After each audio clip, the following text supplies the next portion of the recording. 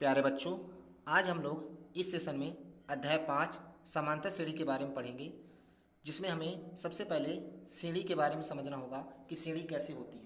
तो श्रेणी को लिखने का तरीका क्या होते हैं, इनको कैसे लिखी होती हैं। तो हम सबसे पहले श्रेणी समझते हैं कैसे होती हैं। तो देखिए श्रेणी लिखने के तरीके कैसे होते हैं। अगर हम ये कहें कि 1 2 3 4 5, ये अगर ऐसे हमारी श्रेणी दी हुई है तो इनका लिखने के कैसे तरीके करेंगे। तो ध्यान से देखिए, अगर ये हमारे लिखी हुई है 1 से लेकर 5 तक और आगे भी जा सकते हैं, इनको लिख सकते हैं। तो ये तो हमें ये बताएगा कि इनका क्रम कैसा है। तो इनका क्रम हमें समझ में आ रहा है कि बढ़ते हुए क्रम में व्यवस्थित की गई हैं, और इसमें ये भी बताया जा रहा है कि इसमें क्या अंतर कैसा है। तो हम ये समझेंगे कि इसमें का अंतर कैसे कैसे। फिर इसके बाद और भी श्रेणी और भी इनका क्रम हो सकता है। जैसे अगर हम ये समझें कि 2 4 6 8 10, ऐसे करके डॉट डॉट करके इनका क्रम हो सकता है। तो ये हमारी श्रेणी लिखने का तरीका है। अब हमें श्रेणी के बारे में पढ़ना, तो श्रेणी तो हमारी होती है 3 प्रकार की। एक होती है हमारी समांतर श्रेणी, गुणोत्तर श्रेणी और हरात्मक श्रेणी। लेकिन हमारे जो सिलेबस में दिया है, अध्याय में दिया है, वो हमारे समांतर श्रेणी दिया है। लेकिन अगर लिखने के तरीके से अगर हम समझेंगे तो लिखने के तरीके से हम 2 प्रकार से इनको लिख सकते हैं। 2 प्रकार कैसे हम लिख सकते हैं, तो देखिए 2 प्रकार से हम इनको लिखने का तरीका है। तो श्रेणी के 2 ही प्रकार होते हैं, कौन से, परिमित श्रेणी और अपरिमित श्रेणी। परिमित श्रेणी में क्या होती हैं, तो हम इनका परिमित श्रेणी कैसे क्रम देखिए। तो परिमित श्रेणी में अगर हम इनको समझेंगे तो परिमित श्रेणी में सबसे पहले अगर हम इनको परिमित श्रेणी के बारे में समझते हैं कि परिमित श्रेणी क्या होती है। तो परिमित श्रेणी में जैसे हम ये कहें कि 2 4 6 8 10, ये हमारी कैसी श्रेणी हो गई, परिमित श्रेणी। यानी इनका हम ये क्रम कह सकते हैं कि परिमित श्रेणी का मतलब जिसका क्रम निश्चित होना चाहिए, और वो हमें क्रम उनके बारे में पता होना चाहिए, उनकी संख्या के बारे में पता होना चाहिए, तो वो हमारी परिमित श्रेणी होती है। अगर इनको और सही से समझें तो और कैसे परिमित श्रेणी होती है, तो देखिए अगर और इनको परिमित श्रेणी के बारे में समझें, तो अगर हम और इनके परिमित श्रेणी जैसे ये दिया हो 0 1 2 3 4 डॉट डॉट करके हमें ये 10 तक दिया हो, यानी जिसका हमें अंतिम पद दिया होना चाहिए और प्रथम पद दिया होना चाहिए, जिसका अंत होना चाहिए कि हाँ हमें इतनी संख्याओं तक जाना ही है। जैसे अगर हम ये कह दें कि और भी एक समझ लेते हैं। देखिए अगर और हमें दिया हो 1 2 3 डॉट डॉट करके हमें ये दिया हो 100 तक, तो ये हमारी परिमित श्रेणी होती है। परिमित श्रेणी की अगर हम परिभाषा के बारे में समझते हैं तो परिमित श्रेणी वो होती है जिस श्रेणी में पदों की संख्या क्या हो, सीमित हो, वो हमारी क्या होती है, परिमित श्रेणी। तो ये हमारी परिमित श्रेणी हो गई। अगर अब हम अपरिमित श्रेणी के बारे में समझते हैं, अपरिमित श्रेणी क्या होती है, तो ध्यान से देखिए अगर हम अपरिमित श्रेणी के बारे में समझते हैं, अपरिमित श्रेणी क्या होती है, तो अपरिमित श्रेणी के बारे में अगर हम समझें तो अपरिमित श्रेणी क्या होती है। जैसे अगर हम ये कह दें इसी को 1 2 3 4 5 डॉट डॉट करके हम इसको आगे लिख दें अनंत तक, ये हमारी हो गई अपरिमित श्रेणी। यानी हम ये कह सकते हैं जिस श्रेणी में पदों की संख्या सीमित ना हो अथवा वो अनंत तक हो, तो वो हमारी कैसी श्रेणी होती है, परिमित अपरिमित श्रेणी होती है। अब ये तो हमारी परिमित और अपरिमित श्रेणी के बारे में समझ में आ गए। कुछ श्रेणी ऐसे भी आती हैं, जैसे अगर हम श्रेणी को बारे में समझें, कुछ श्रेणी ऐसे भी लिखी होती हैं, जैसे वो लिखी हो 2 + 4 + 6 + 8 + 10, ऐसे करके डॉट डॉट करके हमें कहाँ तक दी हो, 12 तक दी, वो 18 तक दी हो।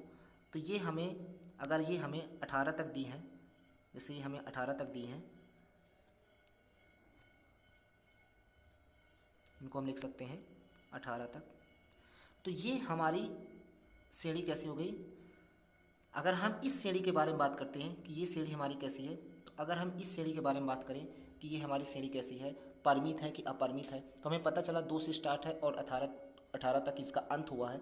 तो जिसमें परिमित से ये ऐसी श्रेणी जिसकी संख्या का सीमित होना, वो हमारी कैसी श्रेणी कहलाती है, परिमित श्रेणी कहलाती है। तो ये कैसी श्रेणी हो गई, हमारी परिमित श्रेणी हो गई।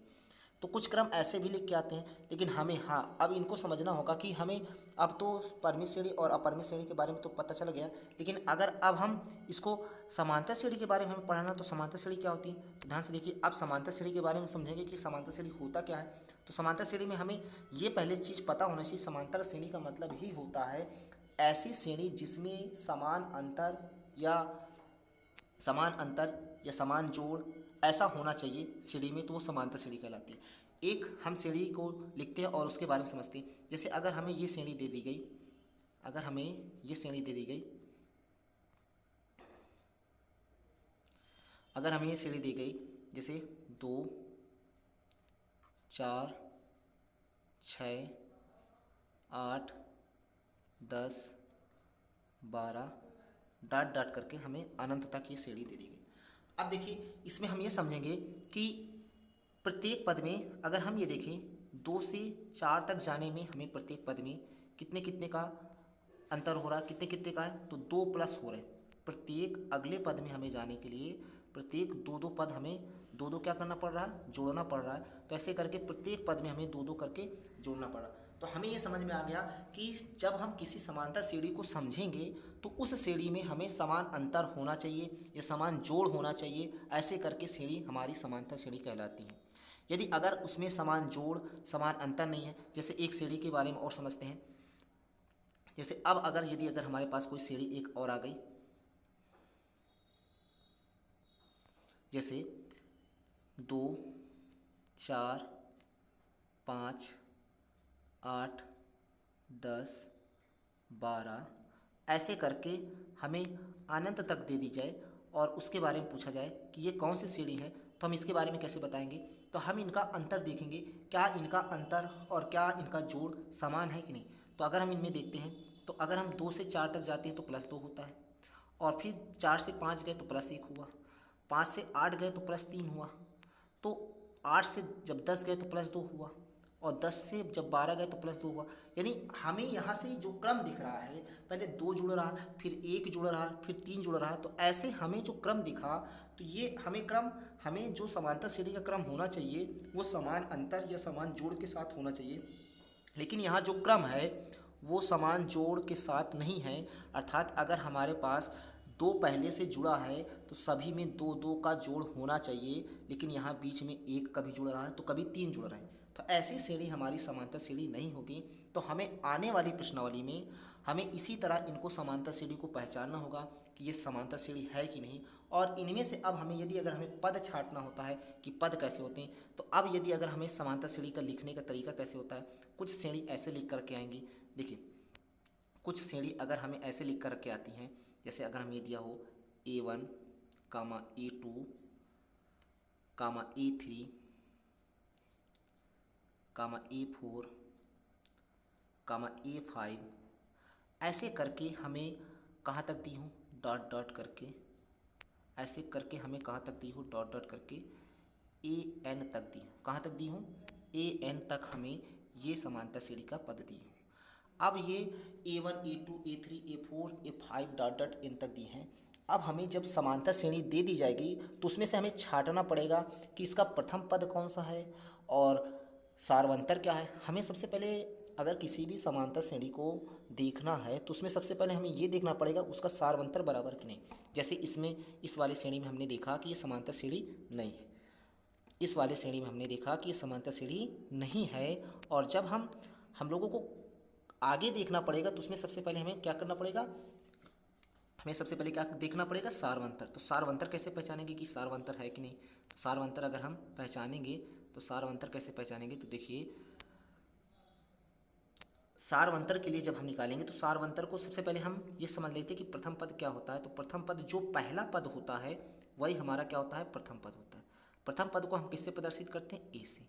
तो जो ए होता है अर्थात यहाँ जो भी दिया होगा वो हमारा A1 होगा। क्या होगा, A1, यानी जो हमारा प्रथम पद ही श्रेणी का जो होगा वही हमारा प्रथम पद होता है, ये हमारा प्रथम पद। अब दूसरी बात तुमसे पूछेगा कि वो सारवंतर क्या होते हैं, सारवंतर क्या होते हैं। तो सारवंतर देखिए अगर हम इसका सारवंतर निकालेंगे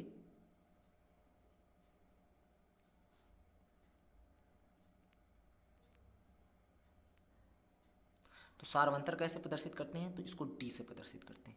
किससे प्रदर्शित करते हैं? डी से। अगर हमसे डी बराबर पूछता है कि डी बराबर क्या होगा, तो ध्यान से देखिए डी बराबर क्या होगा।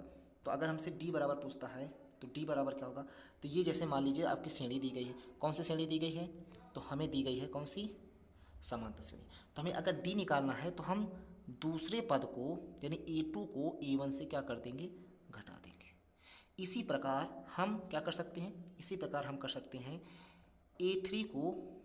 A3 को यानी अगले पद को पहले पद से घटा देना, यानी अगले पद को पहले पद से घटा देना। यानी अगर हमें सारवंतर सभी का देखना कि समान है कि नहीं, तो A2 को A1 से घटा देंगे, A3 को A2 से घटा देंगे, A4 को A3 से घटा देंगे। तो ऐसे करके हमारा सारवंतर निकल आता है।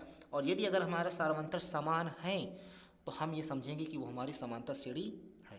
तो ये हमारी समांतर श्रेणी की पहचान होगी कि हम पहचान कैसे करेंगे कि समांतर श्रेणी की पहचान करने के लिए इनके सभी हमारे सारवंतर समान आने चाहिए, तो वो समांतर श्रेणी है।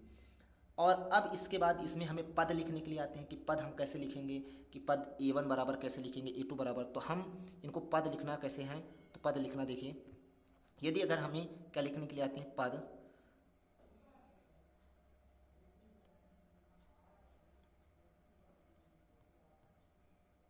अगर हमें लिखने के आए समांतर श्रेणी के पद,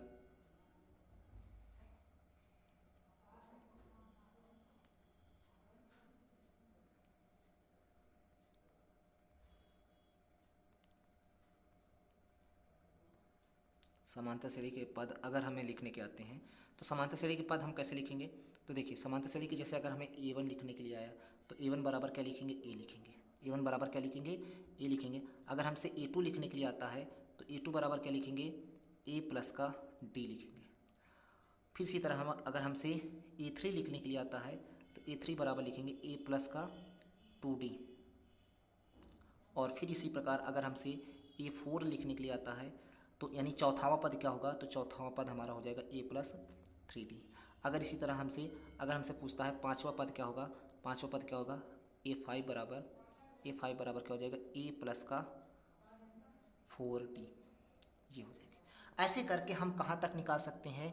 AN पद तक निकाल सकते हैं। कहाँ तक निकाल सकते हैं? AN पद तक निकाल सकते हैं।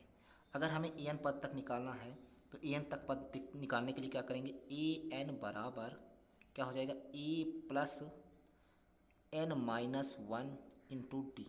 ये हो जाएगा हमारा।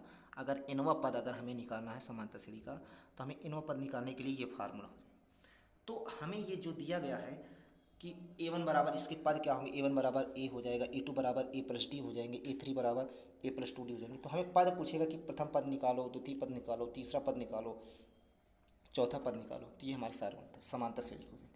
अब जो अगले सेशन में हम लोग प्रश्नावली को हल करेंगे, अध्याय 5.1 को हल करेंगे, जिसमें हमें क्वेश्चन को हल करेंगे और NCERT क्वेश्चन जो दिए रहेंगे। अब हम लोग अगले अध्याय में मिलते हैं। अगर आप लोगों को सेशन अच्छा लगा हो तो ज़्यादा से ज़्यादा आप लोग शेयर कीजिए और चैनल को सब्सक्राइब कीजिए। धन्यवाद।